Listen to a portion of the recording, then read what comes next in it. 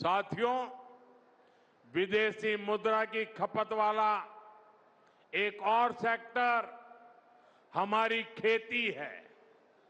हम बहुत बड़ी मात्रा में बाहर से केमिकल फर्टिलाइजर इंपोर्ट करते हैं।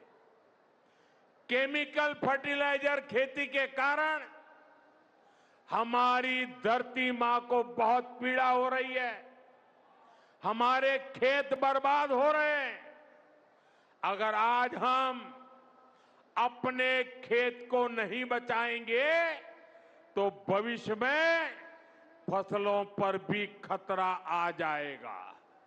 इसलिए बहुत जरूरी है कि हम केमिकल फर्टिलाइजर की खपत 25%, 30%, 40%, 50% उसको घटाए, आधी कर दें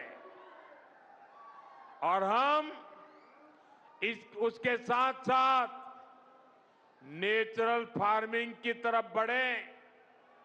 हम फर्टिलाइजर का उपयोग कम करके विदेशी मुद्रा भी बचा सकते हैं और साथ साथ अपने खेत को बचा सकते हैं, हमारी ये धरती मां को बचा सकते हैं।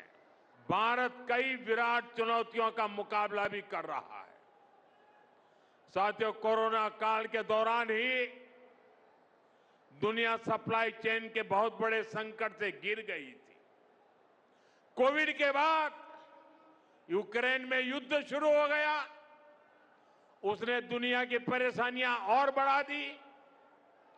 फूड, फ्यूल, फर्टिलाइजर, इन तीनों चीजों पर गंभीर प्रभाव पड़ा।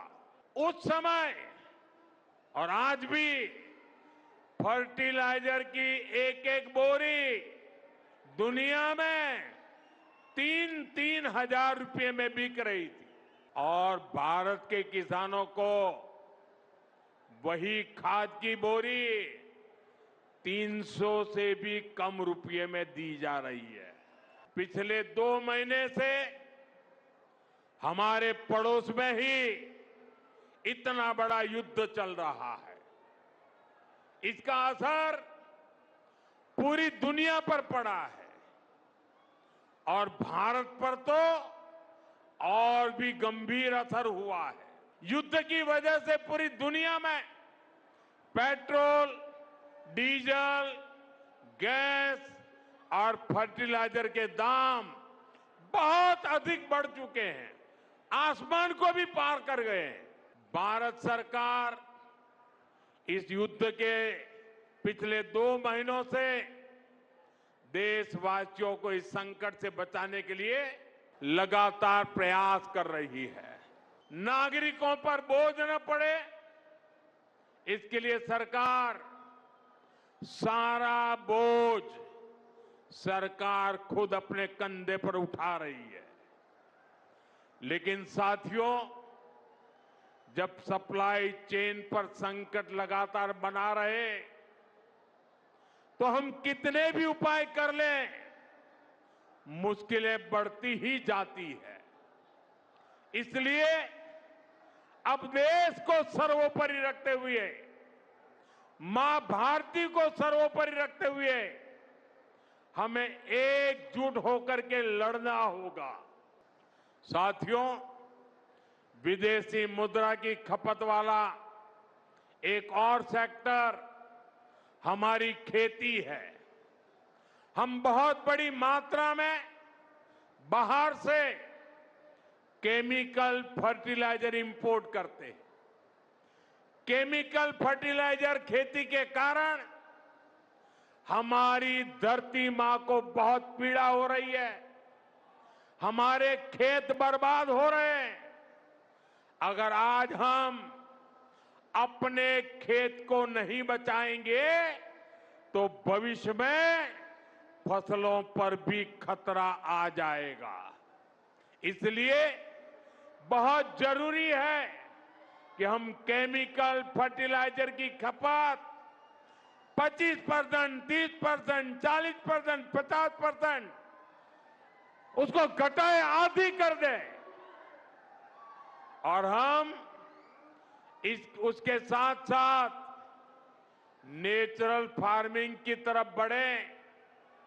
हम फर्टिलाइजर का उपयोग कम करके विदेशी मुद्रा भी बचा सकते हैं और साथ साथ अपने खेत को बचा सकते हैं, हमारी ये धरती मां को बचा सकते हैं। ऐसे ही खाने के तेल का भी है। इसके आयात के लिए भी बहुत बड़ी मात्रा में हमें विदेशी मुद्रा खर्च करनी पड़ती है।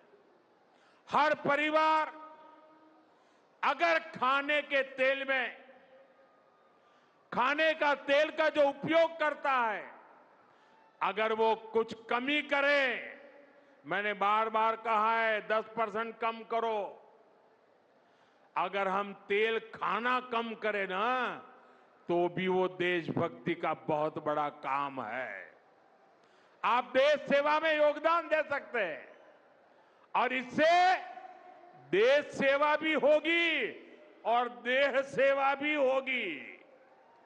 इससे देश के खजाने का स्वास्थ्य भी सुधरेगा और परिवार के हर सदस्य का स्वास्थ्य भी अच्छा रहेगा। और यह हमें करना ही होगा। आज वैश्विक संकटों से जो चुनौतियां आई है, हमें उन चुनौतियों को परास्त करना होगा। साथियों, भारत सरकार खेतों में डीजल पंप की जगह सोलर पंप की योजना चला रही है। हम खेतों में डीजल पंप की जगह सोलर पंप का उपयोग करने का जोर देना होगा। मैं कोविड काल में भी आग्रह करता था कि हम स्थानीय चीजें खरीदें, वोकल फॉर लोकल के मंत्र को लेकर चले। हम मेड इन इंडिया चीजें खरीदकर भी विदेशी मुद्रा बचा सकते हैं और हमारे देश में स्थानीय उत्पादन की कोई कमी नहीं है। चाहे जूते हो, पर्स हो, बैग हो, हमें स्वदेशी पर बल देना चाहिए। और मैं ये नहीं कह रहा कि जो आपके पास विदेशी चीजें खरीदी हुई है, विदेशी ब्रांड की है, उनको जाकर के फेंक दो, ऐसा मैं नहीं कह रहा हूं। लेकिन मेरा आग्रह है कि नए विदेशी प्रोडक्ट हमें नहीं खरीदने चाहिए। और वाकई हमें कई बार अंदाजा तक नहीं होता कि रोजमर्रा की कितनी सारी चीजें विदेशी हैं जो हम ऐसे ही यूज कर रहे हैं।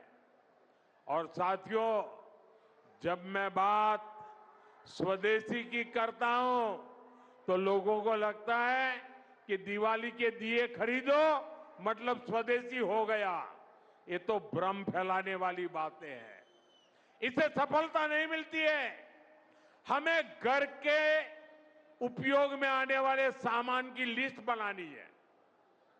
देखना चाहिए कितनी विदेशी चीजें घुस गई है, पता ही नहीं है।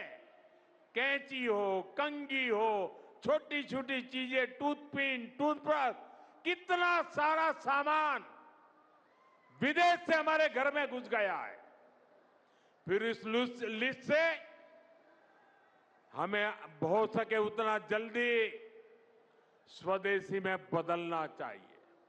साथियों, ये बातें सिर्फ एक सरकार, एक दल, एक व्यक्ति की नहीं है। ये बीजेपी का भी मुद्दा नहीं है, ये देश का मुद्दा है। और इसके लिए हर नागरिक, हर राजनीतिक दल, हर सरकार, हर समाज, हर संगठन को संकल्पबद्ध होगा।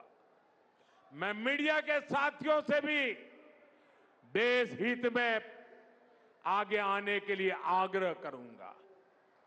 आइए देशभक्ति का भाव जगाएं और देश को जो वैश्विक संकट चल रहे हैं, देश उस संकटों का लाभ ले, परिस्थिति पे सवार हो जाए, ऐसा वातावरण बनाने के लिए हमें योगदान देना होगा और तभी जाकर के देश सफल होगा।